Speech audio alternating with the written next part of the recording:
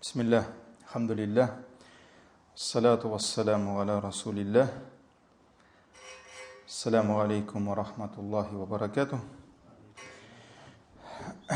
Уроки поминания Аллаха, а именно дуа. И мы с вами на протяжении нескольких лекций разбираем, какие дуа Всевышний принимает, в каких положениях дуа принимается. Вот на последней лекции мы с вами разбирали 6 положений в хаджи. Ну и некоторые положения, как Софа, Марва, в состоянии храма, они подходят и к умре. Сегодня поговорим о хадисах, которые указывают на то, чьи дуа принимается. То есть у кого шансов больше, что Аллах примет их дуа. Давайте приведем несколько хадисов. Первый хадис передает нам имам Аль-Байхаки от Анаса, радийаллаху анху, который передал нам слова пророка, саллаллаху алейхи вассалям: «Фаляту да'аватин ла турат». 3 дуа, 3 мольбы, ля турат, они не возвращаются. То есть, если они от тебя ушли, то они к тебе не вернутся. То есть, они обязательно примутся. Ля турат, они не возвращаются. Первое, да'ватуль валид. Пророк, саллаллаху алейхи вассалям, сказал, первая мольба – это мольба родителя. То есть, это мольба отца за своих детей и мольба матери за своих сыновей и дочерей. Вада'вату саим. Вторая мольба, которая не возвращается, то есть она обязательно примется, это мольба постящегося. До этого мы с вами говорили про намаз, про пост, что эти дела, эти поклонения, они являются причиной принятия дуа. И вот там мы уже об этом говорили. Мольба постящегося. И третье, пророк, саллаллаху алейхи вассалям, сказал: «Вада'ватуль мусафир». Мольба путника, мольба человека, который находится в пути. В пути не дома, а в пути. Вот здесь, в этом хадисе, 3 таких приоритетных дуа, то есть людей, особенных людей, это родителей. О мольбе родителей за своих детей можно говорить целую лекцию. Наверное, мы сегодня не будем так глубоко углубляться. Мы оставим это будет отдельный урок. Давайте отдельный урок будет у нас лекция «Мольба родителей за детей». Приведем несколько аятов, где пророки, как отцы, Ибрахим, алейхиссалям, Закария, алейхиссалям, будучи отцами, как они делали дуа за своих детей, за свое потомство. Поэтому углубляться не будем, но мы должны понимать, что в 3 словах родители это те люди, которые так много вложились и вкладываются в своих детей, что вот как они за своих детей, больше никто не может делать дуа. То есть вот когда приходят к нам в мечеть, например, там мать приходит, отец, там садака приносит и просит, чтобы мы, там, имамы, сделали дуа за их детей. Конечно, мы это делаем, потому что это сунна. Пророк, саллаллаху алейхи вассалям, сподвижники приходили. Они просили, чтобы он за них дуа делал. Но в то же время мы должны ему насихат дать, что та мольба, те слова, с которыми ты обратишься как отец, как мать, которые там 20 лет или там 30 лет растила своего сына, то есть та искренность, которая будет сопровождать твои слова за своего сына, той искренности у меня не будет. Я твоего сына даже никогда не видел. Да, я там спросил у нее, как его зовут, но у меня никаких чувств к нему нет. У меня просто есть уважение к этому человеку, к матери, да, которая попросила меня о чем-то, и я выполнил. Я не говорю, что в этом нет смысла. Есть. Пророк, саллаллаху алейхи вассалям, делал дуа, но то, как сами родители будут просить, этого мы не сможем. И наоборот, когда приходят там люди и просят нас, чтобы мы за их родителей дуа сделали. Конечно, мы делаем это, ну, за усопших, да, умерших, но в то же время мы должны им объяснять, что, я даже на своем примере говорю, я говорю, то, как я за своего умершего отца делаю дуа, я за твоего отца не смогу так делать, потому что он не мой отец. У меня нет таких чувств к твоему отцу и тебе, которого я первый раз вижу и, может быть, последний. Да? Вот эту суть надо понять. Поэтому столько искренности, сколько в дуа матери за сына, такого нет нигде. Поэтому Пророк ﷺ сказал, мольба родителей. И это насихат всем детям, всем сыновьям, дочерям, чтобы они любыми, не знаю, любыми способами, любыми возможностями они зарабатывали дуа своих родителей. Если у тебя мать жива, если твой отец жив, то сделай все, чтобы они за тебя дуа делали, чтобы они были довольными тобой, потому что Пророк ﷺ сказал, довольство Аллаха приходит с довольством родителей. Поэтому пока у тебя есть мать, сделай все, чтобы даже, может, она уже пенсионерка старая, там, она нуждается в твоей помощи, да, чтобы ты там деньгами ей помогал, там, где-то дома. Но ты должен понимать то, что у нее есть то, что тебе нужно, да, чего ни у кого нет. Ни у любимой жены твоей нет. Нигде нет такого хадиса. Может быть, я не видел, да, там, мольба жены за мужа, да. Поэтому, а вот мольба родителей есть, мольба матери есть. Поэтому сделайте все, чтобы они делали дуа за вас. Дуа за вас. И в другом ривае дальше идет давату саим, об этом мы говорили. Даватуль мусафир. Что касается мусафир, тоже я постараюсь быть короче. Человек, который оставляет свою родную землю, свой дом, свою семью, это путник, так ведь путник. И, может быть, в каких бы комфортных условиях не пребывал путник, да, может быть, он куда-то поехал, живет в отеле, не знаю, в 5-звездочном, да, или там его там кормят день и ночь, но он все равно, он не рядом с семьей, он не рядом с близкими. Поэтому татар говорят, юл газабы гур газабы, да, и это хадис, кстати. Пророк ﷺ сказал, что путь, вот это путешествие, да, это часть из наказания. Поэтому, если вы сделали все, чего ожидали от этой пути, да, то есть от этого пути, то есть ты с каким намерением ты вышел в путь, если ты все сделал, то спешите к своим семьям, спешите. То есть надо быстрее возвращаться, потому что все равно ты ущемлен в правах. Ты там скучаешь по детям, там по жене скучаешь, по дому, да. И вот когда постигают вот эти чувства, да, искренности больше в дуа, искренности больше. Поэтому дуа мусафира принимается.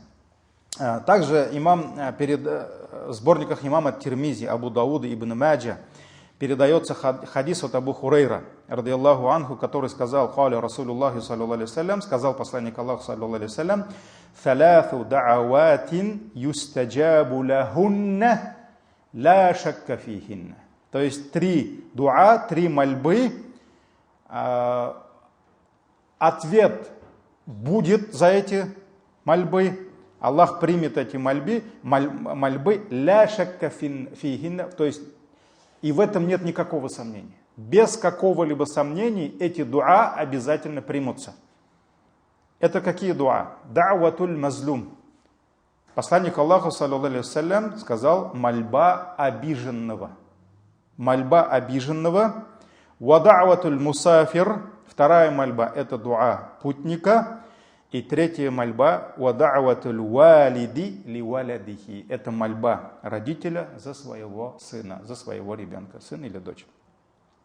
Вот здесь уже, в отличие от первого хадиса, здесь идет еще одна мольба. Это чья? Да'ватуль мазлум. То есть мольба обиженного. Об этом сейчас поговорим, иншаллах. Имам Ахмад передает такой вариант этого хадиса, где Пророк ﷺ добавил еще одно слово. То есть в конце он сказал, вада'ватуль валиди ли валядихи, то есть мольба родителя за своего сына, и вада'ватуль валиди аля валядихи. Также он добавил, слава пророку саллаллаху алейхи ва саллям, это уже вариант имама Ахмада, мольба родителя против своего сына. То есть за детей и против детей. То есть это очень важный момент. Родители, и дети этот момент не должны забывать. То есть любой сын, любая дочь, они должны понимать, что Аллах примет дуа его родителей как за нее, и как против него, против нее. То есть они должны добиваться, дети должны добиваться, чтобы родители делали за них дуа. То есть с благом, должны просить хайр, то есть благо для них, но не против них. И это предостережение также касается родителей, потому что иногда, родители, мы тоже люди, так ведь? И как бы мы ни любили своих детей, у нас есть проблемы, мы ждем от них блага, мы ждем от них благодарности, мы ждем от них благонравия, чтобы они уважали, почитали нас, слушали нас, да? Слушались нас. Но иногда, когда мы видим обратное, вместо того, чтобы они уважали, проявляли уважение к нам или благочестие делали наоборот, они ослушаются нас, делают какие-то ненужные дела, совершают какие-либо грехи. Иногда родители поддаются гневу.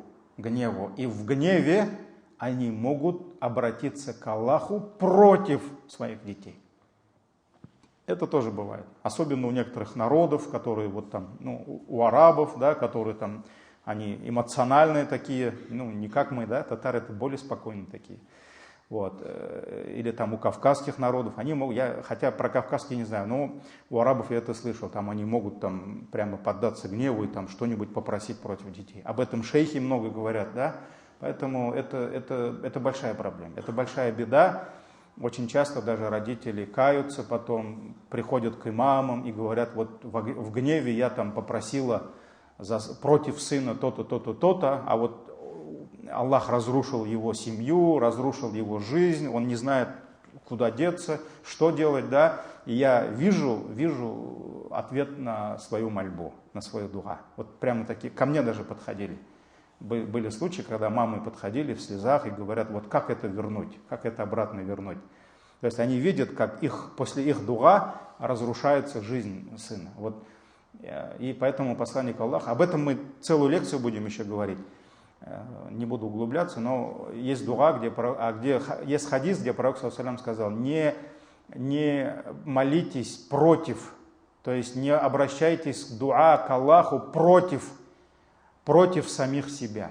Не надо проклинать себя, не надо просить себе что-то дурное. Аллах может принять это. Да, кто-то скажет, Аллах, накажи меня за это, я сделал то-то, то-то, то-то. Не проси наказания, проси прощения. Так ведь? Или Аллах, дай мне какую-нибудь болезнь, чтобы я Не проси болезнь, а проси исцеление. Так ведь? Поэтому не проси нищету. Пророк саллаллаху алейхи ва саллям сказал, не просите против себя, против ваших детей, против вашего имущества. То есть не надо просить против своего имущества, дома, бизнеса и так далее, против детей. Потому что пророк саллаллаху алейхи ва саллям сказал, быть может так, что Аллах примет эти дуа. И может Аллах разрушить твою жизнь, жизнь твоих детей посредством твоего дуа. Об этом, иншаллах, еще будем говорить.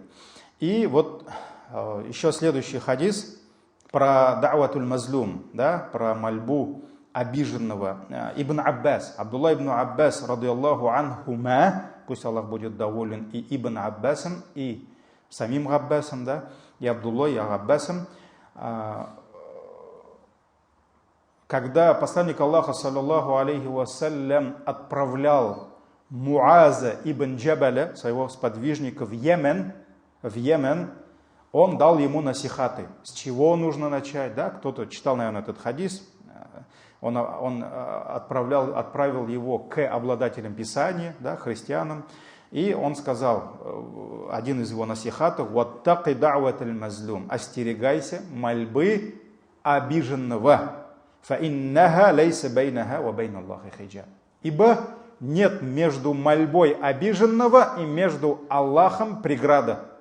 Нет преграды между мольбой обиженного и Аллахом. То есть Аллах сразу примет мольбу обиженного. И ученые говорят, во-первых, пророк, саллаллаху алейхи ва саллям, он не просто так, когда кого-то отправлял, говорил: остерегайся, то есть делай то-то, то-то, говори то-то, то-то, то-то, но остерегайся мольбы обиженного. То есть, пророк, саллаллаху алейхи ва саллям, что означали эти слова? Не обижай никого. Не надо обижать людей. Потому что если обиженный в обидах, да, обратиться к Аллаху против тебя, Аллах примет его дуа. И здесь ученые даже говорят, даже не важно, что он мусульманин или не мусульманин. Потому что ислам учит нас соблюдать права всех людей. Как мусульман, так и не мусульман. Ты не имеешь права подойти к немусульманину и там ударить его без причины, да? Или там, ударить просто за то, что он не мусульманин, да?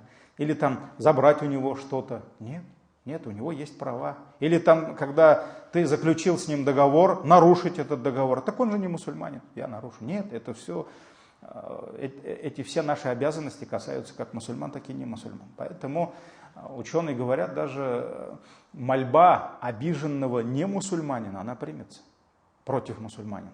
Поэтому пророк саллаллаху алейхи ва саллям сказал: остерегайтесь мольбы обиженного.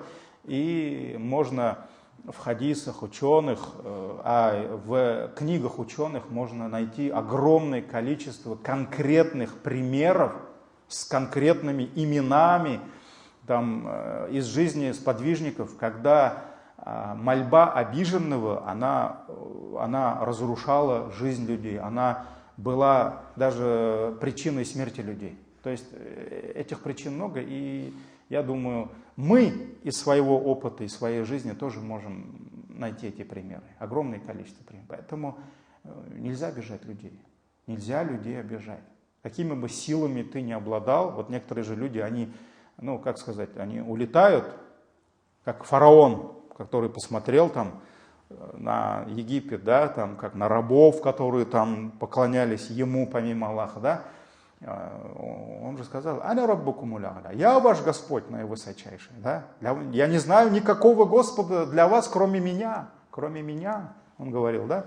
Поэтому некоторые фараоны думают, что вот они там всесильные, всевластные, и даже если они кого-нибудь обидят, да, тот, если не сможет ему там сдачу дать, да, встать, или там что-то вернуть свое, когда тот у него забрал, они думают, что все, они безнаказанно их победили. Можно в стране это все решить, может там прокурору там взятку дать кто-то, да, с кем-то там договориться, и все, там могут это ему и не посадят, но от Аллаха же не убежишь, не скроешься. И если этот обиженный, он обратится к самому главному, не главному прокурору, да, а главе небес и земли, Аллах сам решит. Аллах сам будет его защитником. И Аллах сам накажет того, кто его обидел. Поэтому, одну историю только приведу, а так историй очень много. История, которая произошла с одним из подвижников. Эту историю приходит в книге имама Муслима. От Урват ибн Зубайр. Была такая женщина, Арва бинт Уэйс. И она пришла к казыю, к судье, и пожаловалась на одного сподвижника. Этого сподвижника звали Саид ибн Зейд. Она пришла к казыю и сказала: этот человек забрал у меня землю. Вот я женщина, там, беззащитная, да? Он, Саид ибн Зейд, радийаллаху анху, забрал у меня землю. То есть незаконно.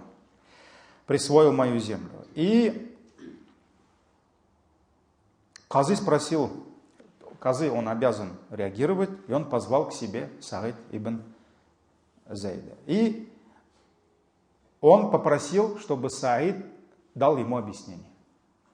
Тогда Саид ибн Зейд сказал, как я могу что-то забрать, какую-то часть ее земли, зульмен, то есть несправедливо, после того, как я сам своими ушами слышал предостережение посланника Аллаха, саллаллаху алейхи вассалям. Вот он так сказал. Он сподвижник. Он сподвижник, и он видел пророка, саллаллаху алейхи вассалям. Он слышал его хадис, и он сказал, как я посмею забрать землю этой женщины, клочок земли этой женщины, да, там кусок, когда я своими ушами слышал слова пророка, саллаллаху алейхи вассалям. И тогда Казы спросил, а что за слова ты слышал? Ну, альхамдулилля, все богобоязненные, да? И он спросил, а что за слова? А что за слова ты слышал от пророка саллаллаху алейхи вассалям? И он сказал, «Каля сами'ату Расулаллахи саллаллаху алейхи вассалям, я слышал, как посланник Аллаха саллаллаху алейхи вассалям сказал, «Ман ахада шибран миналь арды зульман», кто заберет шибр 5, вот эти сколько там, 20 сантиметров, да, чужой земли, зульмен, несправедливо, не по праву. Пророк саллаллаху алейхи сказал, тууикуху иля сабай арадин. Аллах сделает так, что вот это шибр земли, 5 земли, да, будет причиной того, что его проглотит 7 земель. Он провалится под 7 земель в судный день. То есть это будет наказание Аллаха за то, что он забрал. Вот столько, ни метр, ни полметра, да. Кстати, очень много проблем, особенно в деревнях. Ну, в городе такого нет, да. Тут в одном доме одна деревня живет, да. Особенно в деревнях, в огородах, когда не могут поделить земли. Когда там, кто первым пришел, там, да, он нарушает границы. А ладно, там метр забрал, там полметра. Вот пророк саллаллаху алейхи вассалям сказал, кто заберет 5, отберет 20 сантиметров чужой земли не по праву, вот это будет причиной того, что он провалится под 7 земель в судный день. И когда Казы услышал эти слова, он испугался, и он сказал, о Сагид, после этих слов я даже объяснения от тебя просить не буду. То есть он был уверен, что этот сподвижник, он не забирал у той женщины землю. Но обида этого сподвижника, она заставила его сделать дуа против нее. И он не смог остановиться, да, хотя вот про это тоже, иншаллах, будет лекция. Да, то есть мы должны остерегаться дуа обиженного, но в то же время, когда мы обиженные, мы тоже должны остерегаться дуа против обижающего, потому что это может сломать ему всю жизнь. Мы должны остерегаться, да, то есть проклятие и так далее, и так далее. И он сказал, Аллахумма ин канат кадибатан, о Аллах, если эта женщина окажется лжецом, то есть если она солгала против меня, да, фаамми басараха, забери ее зрение, забери ее глаза, вактульха фи ардиха, и пусть вот на этой земле она умрет. Вот за то, что она бьется не по праву, да, пусть она умрет на этой земле. И сподвижники, те, которые передали этот хадис, они говорят, что когда, говорит, она умирала, она ослепла. То есть перед смертью Аллах забрал ее глаза. И когда она, будучи слепой, она шла по этой земле, на этой земле, да, она провалилась в канаву и умерла.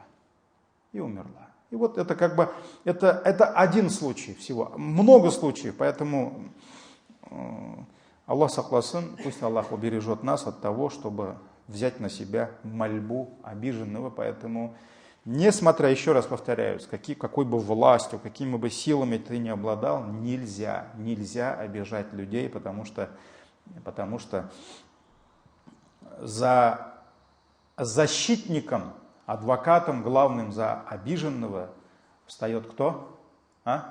Сам Создатель. То То есть, если он не может встать и дать тебе сдачу, то мы должны понимать, что его создатель, мы с ним будем иметь дело. Но, к сожалению, вот зульма, ну, так много на этой земле зульма. Так много забирают чужого имущества обманом, силой, да, заставляют там, не знаю, работать человека. А Пророк саллаллаху алейхи ва саллям сказал, пока не высохнет пот на его лбу, на лбу, да, говорит, пока не высохнет, надо дать ему. То есть вот людей просто обманывают, людей просто, ну, как сейчас принято говорить, кидают, да, забирают у них там и землю, и имущество, ну, много-много такого. Аллах сахласын, вот мы всегда должны знать, что за обиженным стоит Создатель, и Он сам будет решать за него. Идем дальше. Дуа за братьев. У нас много, поэтому мы должны успеть. Также хадис пророка, саллаллаху алейхи вассалям, указывает на то, что дуа мусульман друг за друга принимается и имеет особое значение перед Всевышним.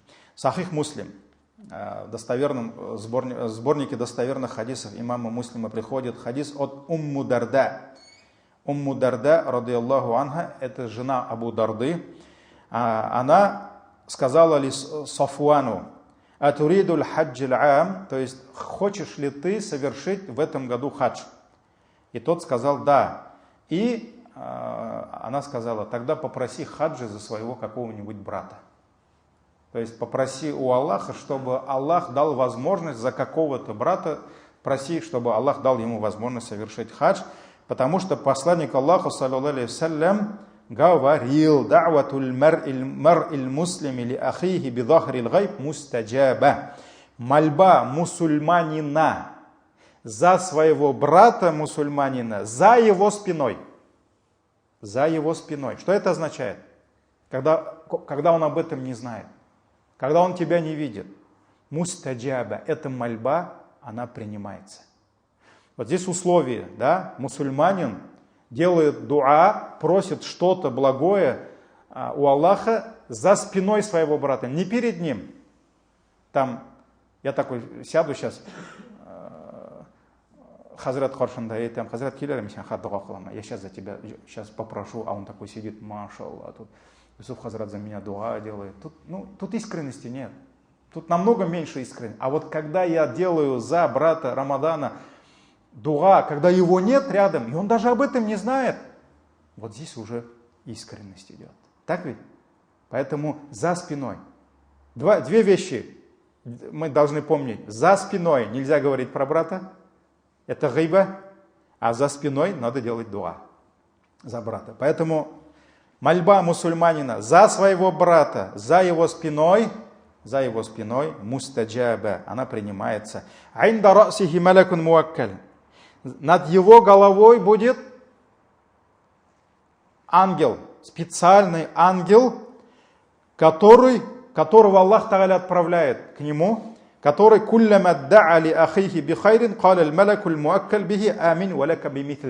который каждый раз, когда брат мусульманин делает дуа за своего брата, за его спиной, этот ангел будет говорить амин, амин, то есть дуа, за которые амин говорят то ангелы, и тебе того же. То есть пусть Аллах одарит тебя тем же, вот то, что ты просишь за своего брата, пусть Аллах одарит тебя тем же. И это специальный ангел, которого Аллах отправляет каждому, кто будет делать дуа за своих братьев. Этот хадис также приходит от Абу Дарда. Абу Дарда, то есть муж Умму Дарда, тоже приводит этот хадис. И, кстати, Абу Дарда — это как раз тот сподвижник, который каждую ночь, практически когда делал тахаджуд, он обращался к Аллаху, и во время дуа он по списку перечислял имена своих братьев, имена своих друзей, соседей, именно даже с отчествами, да, Фулян ибн Фулян, там такой-то сын такого. И когда жена спросила, а в чем причина того, что ты вот так перечисляешь имена своих братьев, он говорил, я слышал этот хадис от пророка, саллаллаху алейхи вассалям, но также нужно, иншаллах, У нас будет отдельная лекция дуа за братьев. Поэтому там мы приведем эти примеры. Поэтому пошли дальше. Также есть хадис Сахих аль-Бухари от Убады ибн Самит, который указывает на мольбу следующего человека. То есть то, что его дуа принимается. Пророк саллаллаху алейхи ва саллям сказал: «Ман та'арра минал лейли факали», кто проснется ночью и обратится к Аллаху со следующими словами: «Ля иляха илляллах», нет божества, истинного божества, кроме Аллаха. «Вахдаху ля шарика ля», он един и нет у него сотоварища. «Ляхуль мульку ва ляхуль хам», ему принадлежит вся власть и вся хвала. «Ва хуа аля кулли шайин кадир», и он над всякой вещью мощен. «Альхамду лиллях», хвала Аллаху. «Ва субханаллах», пречист Аллах. «Ва ля иляха илляллах», и нет истинного божества, кроме него. «Валлаху акбар», Аллах велик. «Ва ля хауля ва ля куввата илля биллях», и он скажет: «Ля хауля ва ля куввата илля биллях», то есть нет силы и мощи, кроме как у Аллаха. И затем скажет, после этих зикров скажет: «Аллахумма гфирли», «О Аллах, прости меня», «Аудаа», или же обратиться к Аллаху с какой-либо просьбой, с каким-либо вопросом, «Истуджиба ля», Аллах ответит ему. Аллах ответит ему. То есть вот после того, как ты проснешься ночью, будешь повторять эти слова, восхвалишь Аллаха этими зикрами и обратишься к Аллаху со своей мольбой, что-либо у него попросишь, «Истуджиба ля», то есть Аллах ответит ему.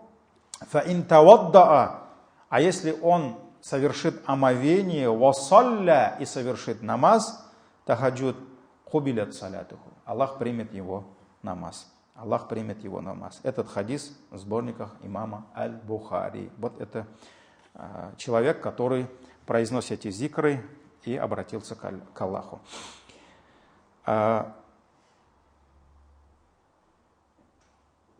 Есть еще один хадис в сборниках имама Абу Дауда и имама Ахмада от Муаза ибн Джабаля. Муаз ибн Джабаль сказал, что посланник Аллаха саллаллаху алейхи ва саллям сказал: какой бы мусульманин не лег спать, то есть мусульманин, когда ложится спать, поминая имя Аллаха, есть специальные зикры перед сном, тахиран, будучи с тахаратом, чистым, да, фаятаарра минал лейли, и если он встанет ночью, проснется ночью, и фаясалюллаха хайран минад дунья валь ахира, если он попросит у Аллаха благ, как мирских, так и жизни вечной, илля аатаху Аллаху иях, Аллах обязательно даст ему то, что он просил.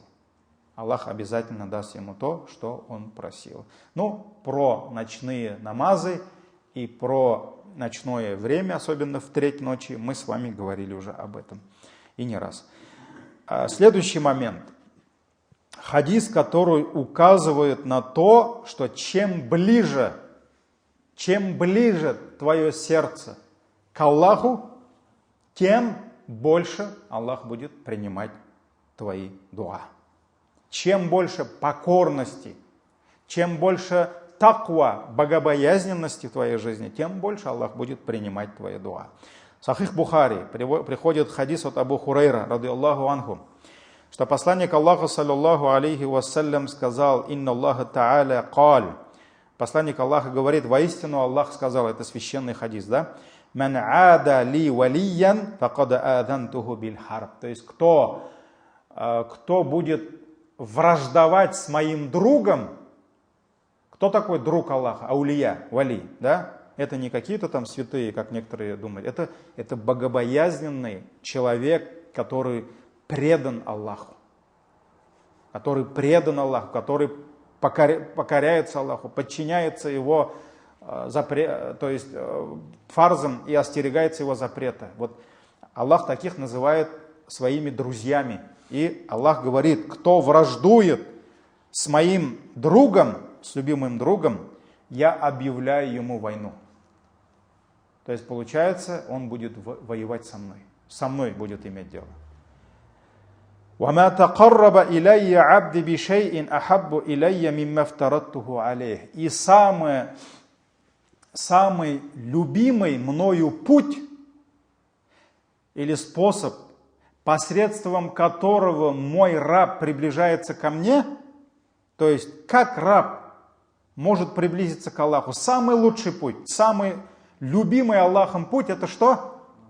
Мимма фтараттуху алей. Это фарзы, это обязанности, которые поручил я ему. То есть раб приближается к Аллаху, не может приблизиться к Аллаху наилучшим путем, чем фарзы. То есть нет лучшего пути, чем фарзы. Это приказ, это самое важное поклонение. Потому что если бы что-то было из сунны важнее, чем, они бы тоже фарзом были, да? То есть фарз это самые лучшие дела. Поэтому это то, что больше, быстрее всего приближает нас к Аллаху.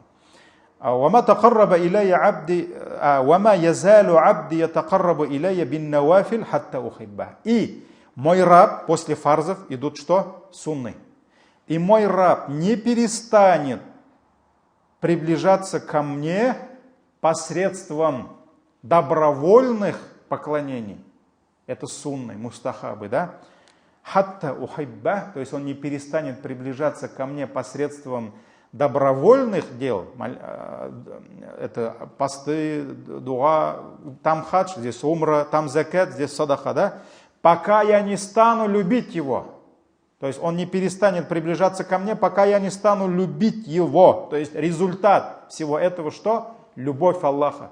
То есть Аллах начинает любить своего раба. Фаида ахбабтуху. А если я начну кого-то любить, то есть если Аллах начнет кого-то любить, кунту сам'аху аллади ясмау бихи. Я стану слухом, его слухом, которым он будет слышать. Ва басараху аллади юбсиру бихи. Я стану его зрением, его глазами, которыми он видит. Ва ядаху аллати юбтишу биха. И я стану руками его, которым он будет хватать. Я стану его ногами, которыми он будет ходить. То есть Аллах будет помогать ему в его делах, в его походах. Если он, того, кого я люблю, да, кто добился моей любви, Аллах говорит, если он попросит у меня о чем-то, я непременно ему дам. То есть, когда Аллах начинает любить своего раба, он начинает помогать ему. Помогать ему. То есть, Аллах говорит, не просто я стану помогать ему, я стану его слухом, его глазами, его руками, его ногами. И если он что-то попросит у меня, я непременно ему дам.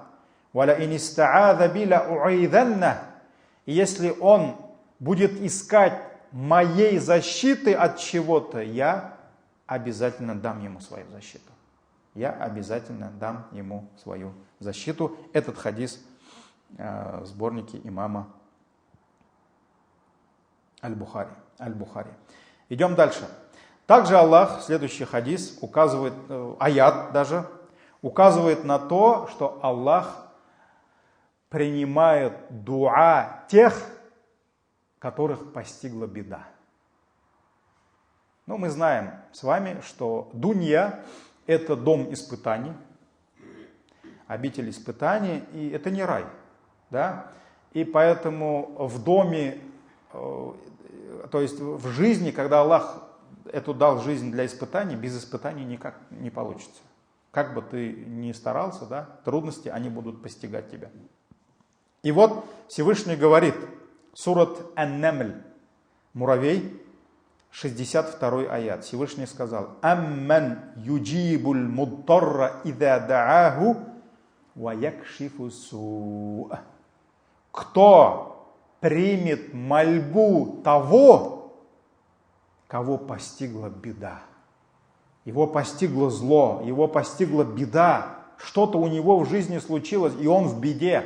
И Аллах говорит: кто, то есть кроме меня, ответит мольбе того, кого постигла беда, ида дааху, когда он взывает к нему, то есть к Аллаху, ва якшифу суу, и избавляет его от этой беды. Кто избавит его?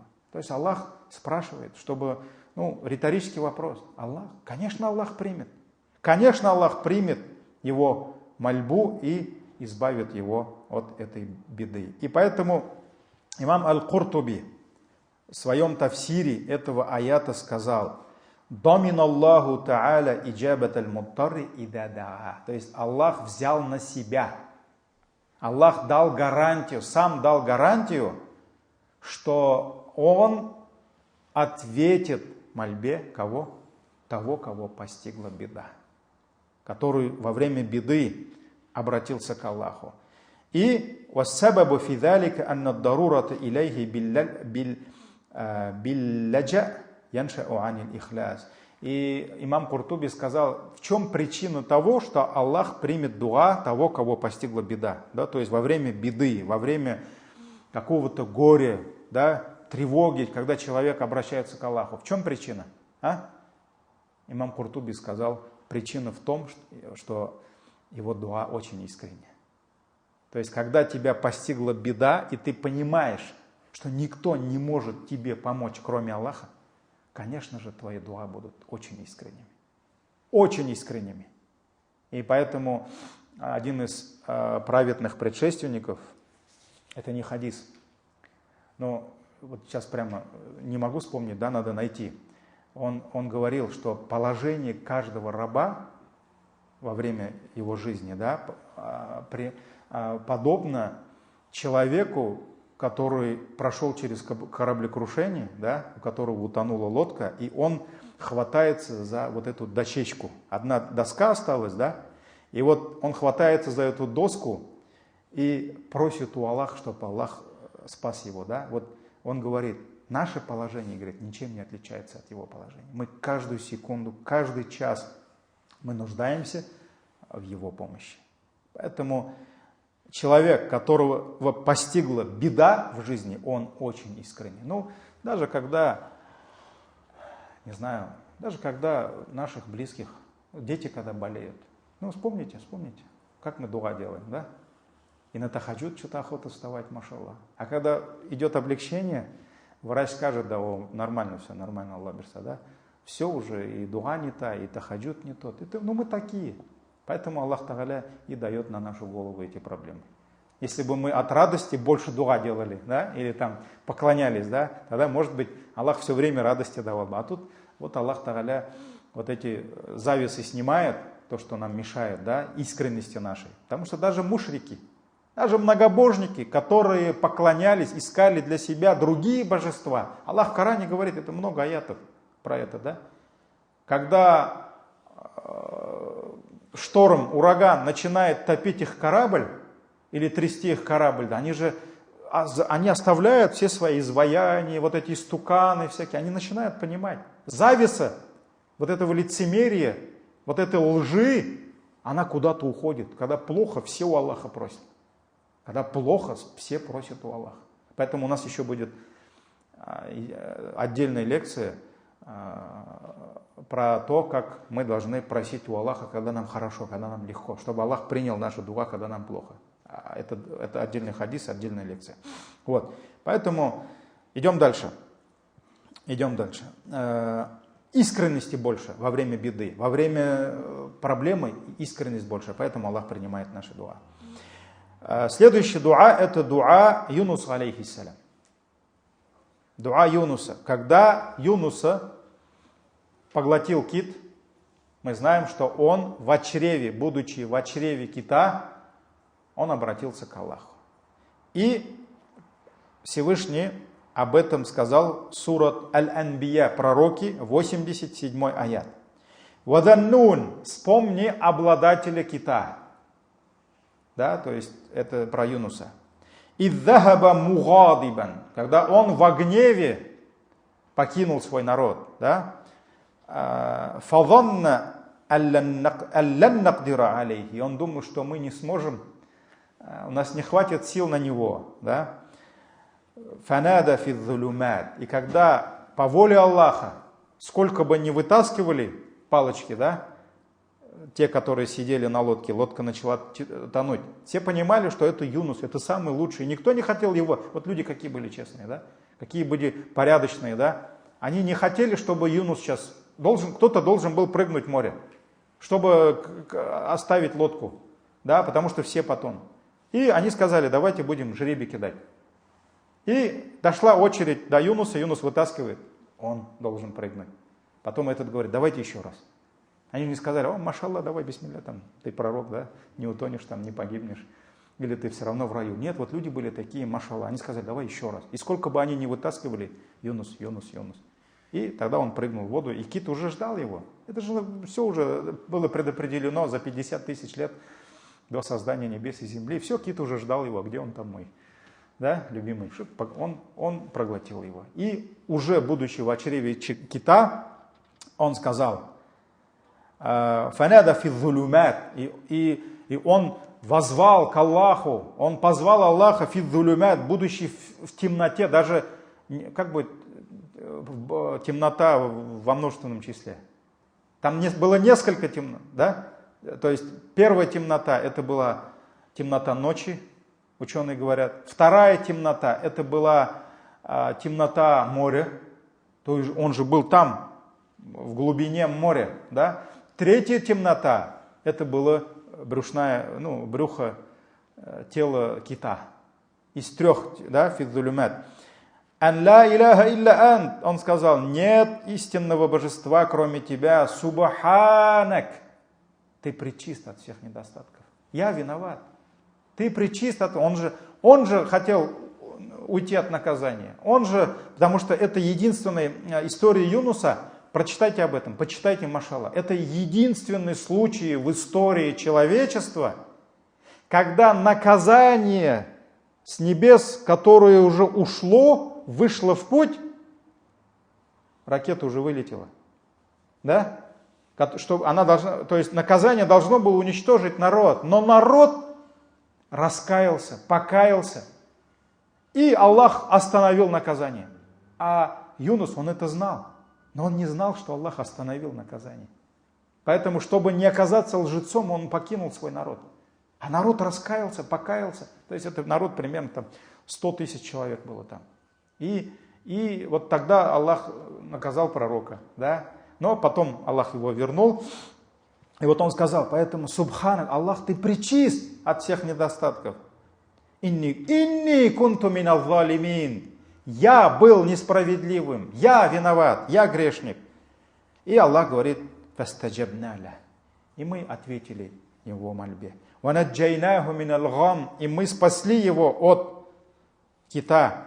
Вакадалика нунджил му'минин. И так мы спасаем верующих. Суратуль Анбия, 87 аят. Но об этом можно много говорить еще, об этой истории. Она очень, машалла, полезная. Но хадис. Почему принимается дуа, да? Пророк, саллаллаху алейхи ва саллям, Сахих Муслим, Тирмизи, имам Тирмизи, ученые сказали, что это достоверный хадис. Пророк, саллаллаху алейхи ва саллям, сказал, «Да'вату зуннун», мольба обладателя рыбы, кита, то есть мольба Юнуса, «Изда'a биха ва хуа фи батнил худ», мольба, с которой он обратился к Аллаху, будучи в чреве кита, «Ла иляха илля анта субханака инни кунту минал залимин, лам яд'у биха раджулун фи шейин кад илля стаджаба Аллаху ля». То есть любой мусульманин, который будет взывать к Аллаху посредством этого дуа, илля стаджаба Аллаху ля, Аллах обязательно ответит ему. То есть когда мы во время наших дуа, понимая смысл этих слов, будем обращаться с этими словами, и после этих слов мы что-то попросим у Аллаха, Аллах примет эти дуа. Это достоверный хадис. Кстати, когда объявили мобилизацию, вот очень много бабушек, женщин, они начали по WhatsApp, мне там 100 раз пришло, наверное, да? Они вот это дуа, там козлар, надо вот обращаться с этими мольбами, с этими словами. Конечно, просто как считалочку на непонятном языке, с непонятными словами, просто теребить воздух, да, от этого ценности не будет. Поэтому нужно понимать смысл этих слов, да, и нужно понимать состояние Юнуса еще. Каждый дуа Юнуса, это не в положении Юнуса. Юнус, он был в чреве кита. И в хадисах не говорится, сколько он там пробыл. Ибн Касир на исторические какие-то, может быть, доисламские источники опираясь, он говорит, что там 40 было, может быть, 3 дня было, это 7 дней было, 40 дней было. Аллах только знает. Но он там был. И Аллах дал ему такой урок. И его дуа в чреве, будучи в чреве кита, были очень искренними. И поэтому Аллах принял. Но еще есть одна причина в хадисах, в аятах говорится, «Валяуля кана миналь мусаббихин». Я боюсь ошибиться с аятом. Аллах говорит, а если бы он не был из числа восхваляющих меня до того, как ощутиться в чреве кита, он непременно остался бы в чреве кита до судного дня, до дня воскрешения.